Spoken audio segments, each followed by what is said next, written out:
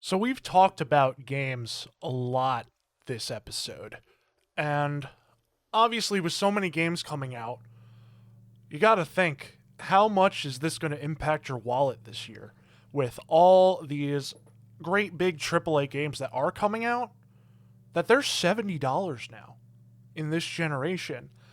And thinking back to when things were $60 or even $50 way back in the day, that these games are getting a lot more expensive and it's hard to really keep up sometimes, especially when all these games are enormous budget, enormous scale, and it seems like the games keep getting bigger and bigger and the price keeps getting bigger and bigger.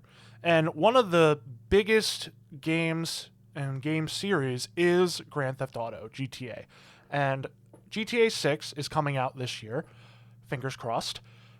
And obviously, it is going to be the biggest game of probably this decade.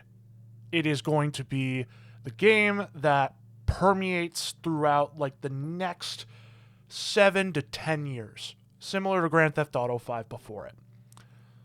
And with this massive scale, this massive scope, massive budget, and massive expectations, a lot of developers and even analysts are not only saying but hoping that GTA 5 or GTA 6, sorry, is either a markup to $80 if not $100. And a lot of people in the industry are hoping for this. And you know, coming from a dev who, wants to get paid and making money, I could understand like why you would want a game to be sold for a little bit more, especially one is going to sell and that a lot of budget went into, so you can make a return. But I'm gonna say it, guys, $100 is just ridiculous. It is absolutely ridiculous. And anybody telling you otherwise is probably far richer than any of us. So definitely give them a dose of a reality check that not everyone makes a six-figure salary and can afford several $100 games every year. Keep in mind there are also sales. Games go on sale all the time, especially on PC. So a lot of people are, probably going to wait for a sale. And let's take a look at this article from IGN here. Says there is hope among some within the video game industry that Grand Theft Auto 6 will be priced between $80 and $100, one analyst has said. In a wide-ranging presentation on the state of gaming in 2025, Epillon CEO Matthew Ball said Rockstar's guaranteed mega hit could reestablish packed video game prices after decades of deflation despite rampant cost growth. GTA 6 due out fall 2025 on PlayStation 5, Xbox Series S and S, is the long-awaited follow-up to 2013's record-breaking GTA 5. And analysts have said it will make $3 billion in its first year of sale. Obviously, it's going to make a lot of money. It is going to sell gangbusters. It is going to absolutely dominate in terms of sales for a long time. And obviously, games don't really go up in price that often. In some ways, they have deflated, because even back in the Super Nintendo games, some games could cost up to $70. And then games around, I'd say, at least when I was growing up, the GameCube era and, the PlayStation 2, Xbox, that the games were $50. And, that definitely helped us, youngins buy a lot of games, especially when you had video game rental back in the day, which is an unfortunate bygone era.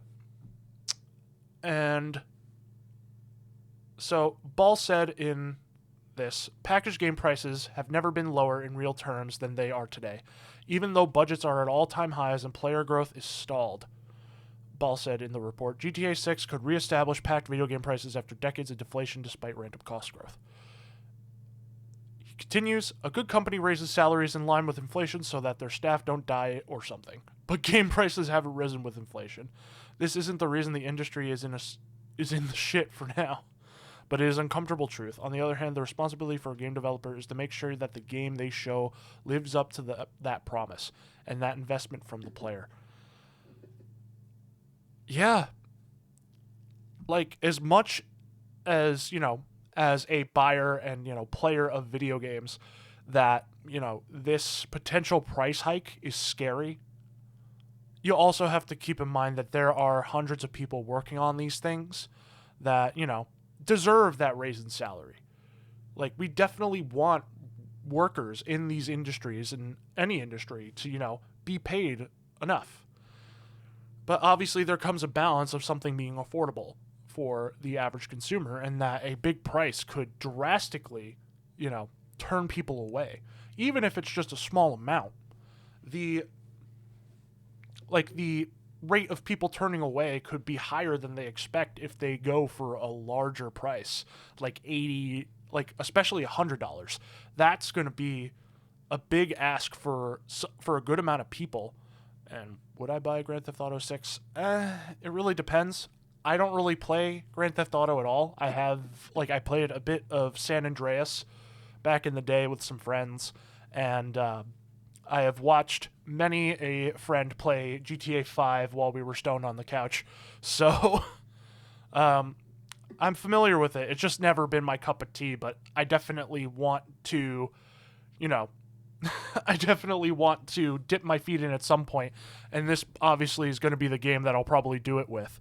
But $100 is going to be a tough bullet to swallow, or tough pill to swallow.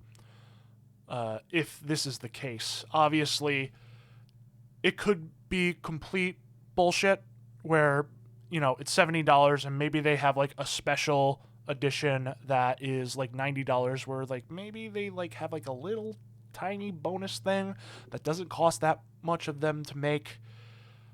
But yeah, this is definitely something that is going to,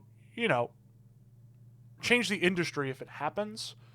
And some cases for the better when, employees are getting paid the right amount and are able to be paid the right amount because it's making the projected numbers that it wants to make.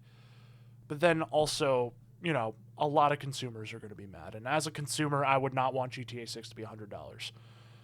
Hopefully, at the very least, it's $80. Hopefully, it stays $70. And, a lot of this is bullshit. Again, it could be. But all we really have to do is wait in terms of, a price. And hopefully we get best case scenario.